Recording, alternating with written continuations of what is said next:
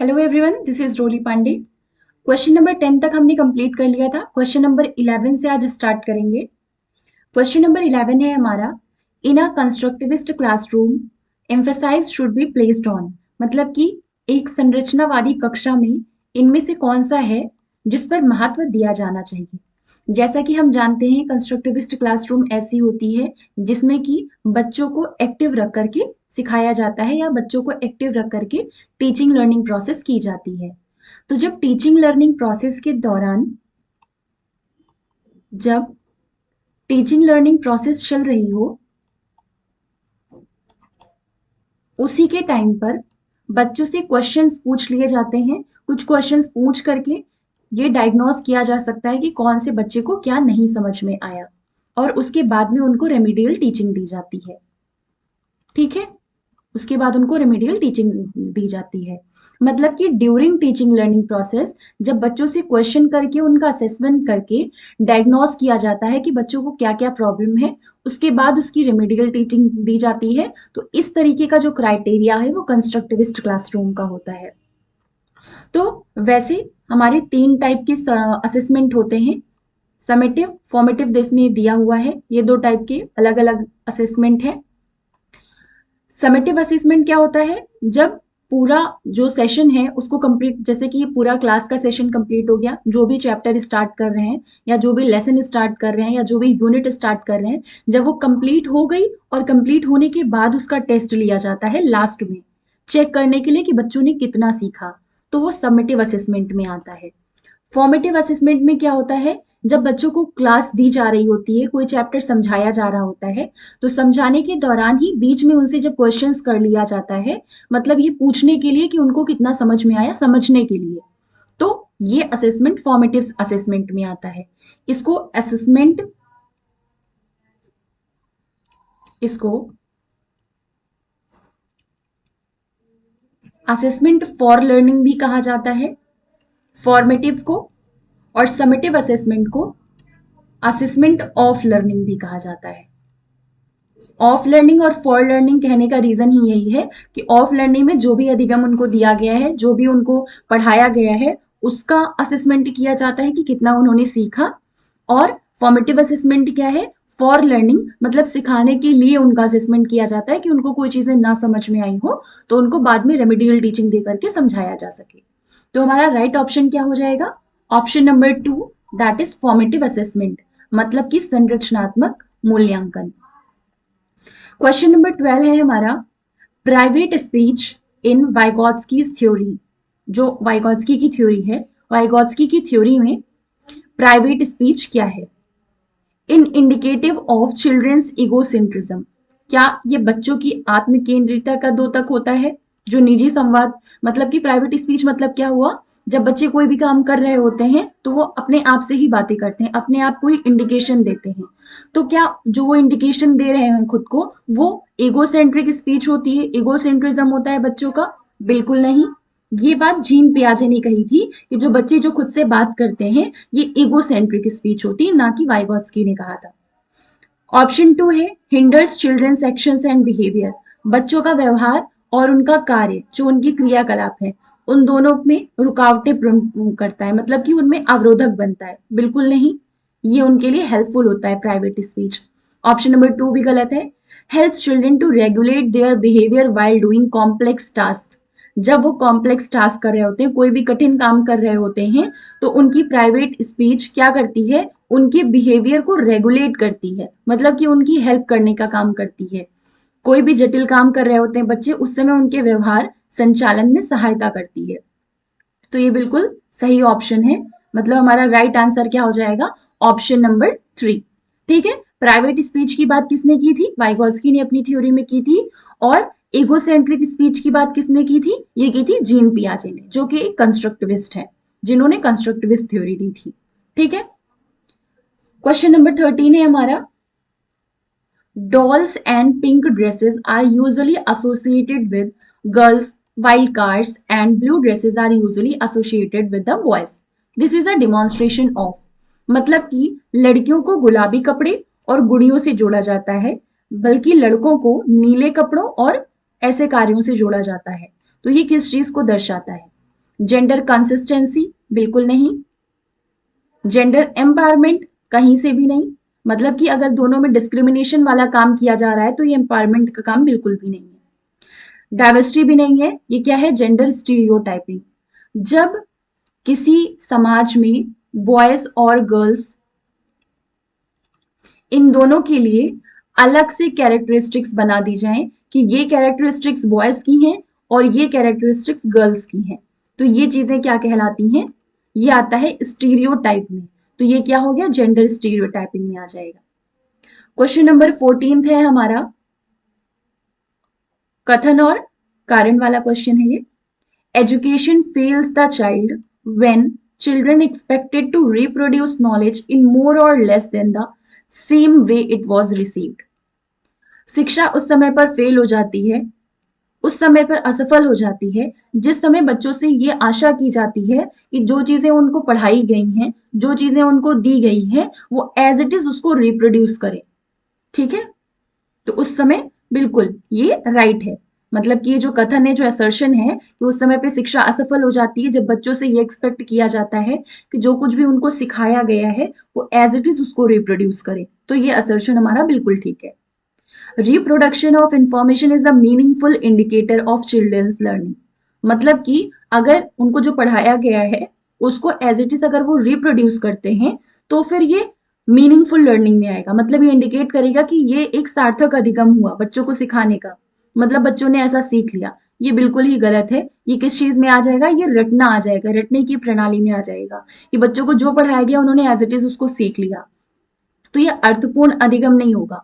अर्थपूर्ण अधिगम तब होता है जब बच्चों को जो सिखाया गया है उसको सीखने के बाद जो उनकी पहले की नॉलेज थी उससे वो अपने अभी की नॉलेज को रिलेट करें और रिलेट करके उसका जो भी आउटपुट है उसको अच्छी तरीके से स्टोर कर लें अपने माइंड में, तो ये मीनिंगफुल लर्निंग होती है।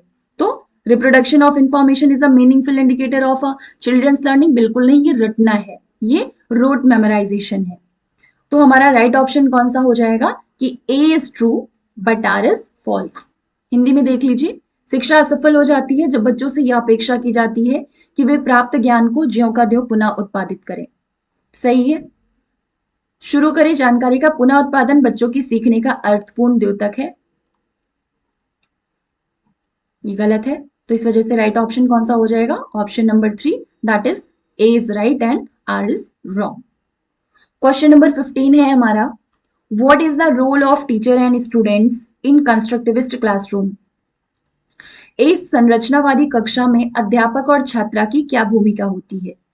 Both students and teachers are passive. पहले के टाइम में क्या होता था कि जो टीचर्स हैं वो एक्टिव रहते थे लेकिन जो बच्चे हैं वो पैसिव रहते थे। तो क्या इसका मतलब ये हो गया कि अगर बच्चों को चाइल्ड सेंट्रिक एजुकेशन दी जा रही है कंस्ट्रक्टिविस्ट क्लासरूम में तो बच्चों को एक्टिव कर दिया जाए और टीचर्स को पैसिव कर दिया जाए। बिल्कुल नहीं, ये गलत है। टीचर और स्टूडेंट दोनों ही जब एक्टिव रहेंगे तो वो कंस्ट्रक्टिविस्ट क्लासरूम के अंदर आएगा। मतलब कि ये चाइल्ड सेंटर्ड लर्निंग तब होगी जब बच्चे और टीचर्स दोनों ही एक्टिव रहेंगे। तो राइट ऑप्शन क्या हो जाएगा, both teacher and students are active. क्या होता है टीचर और स्टूडेंट का रोल कंस्ट्रक्टिविस्ट क्लासरूम में कि दो के दोनों ही एक्टिव रहते हैं, अध्यापक और छात्र दोनों ही क्रियाशील रहते हैं। क्वेश्चन नंबर 16 है हमारा, how can a teacher create an inclusive environment for learners from different caste groups in classroom. एक कक्षा में अध्यापिका अलग अलग जातियों के समूह वाले अधिगमकर्ताओं के लिए समावेशी वातावरण की रचना कैसे कर सकती है। पहला है by reflecting on her own stereotypes and beliefs that constrain learning experiences of the children। बिल्कुल सही, ये हमारा राइट होगा। अपनी उन अवधारणाओं और पूर्वाग्रहों पर चिंतन करके जो बच्चों के शैक्षिक अनुभव को सीमित करते हैं। मतलब कि वो पहले चिंतन करेगी कि ऐसी जो भी कॉन्सेप्ट हो जो कि उसकी स्टीरियोटाइप्स को, मतलब कि जो भी उसके पूर्वाग्रह हैं वो ऐसे हो जो बच्चों के शैक्षिक अनुभव को लिमिटेड कर देंगे, तो उनको चिंतन करके उन पे काम कर सकती है। ठीक है, ये राइट ऑप्शन है। Include diversity of children's experiences in classroom. कक्षा में बच्चों के अनुभवों की विविधता को सम्मिलित करें।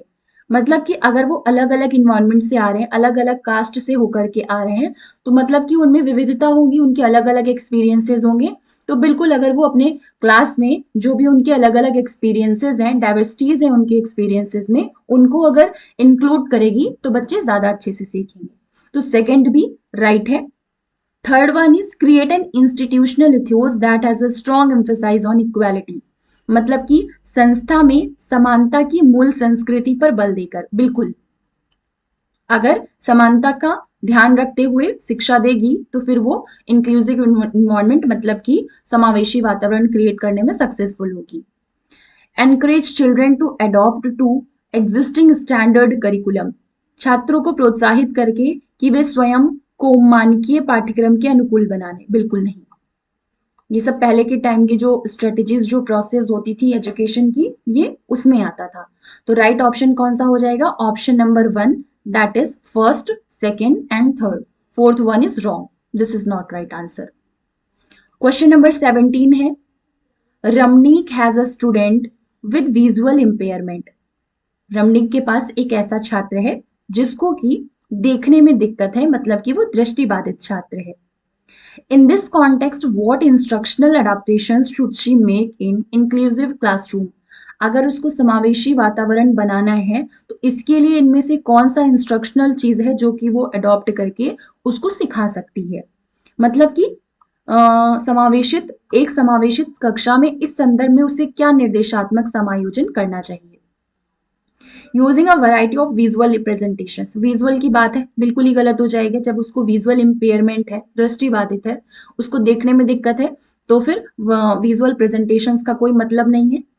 विविध प्रकार की दर्शनात्मक प्रस्तुतिकरण देकर नहीं कर सकते हैं।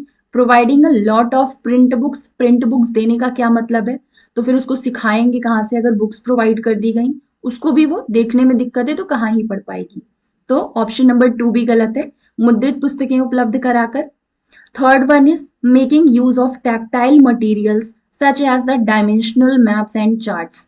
अगर वो त्रिविमीय नक्शे और चार्ट जैसे स्पर्शनीय संसाधनों का प्रावधान करके, मतलब कि अगर वो ऐसे मटेरियल्स का यूज करती है जो कि 3 डायमेंशनल हो, ऐसे चार्ट्स या फिर ऐसे मैप्स का यूज करे, तो फिर बच्चे 3 डायमेंशनल चीजों को छू करके, स्पर्श करके उसको समझ सकते हैं।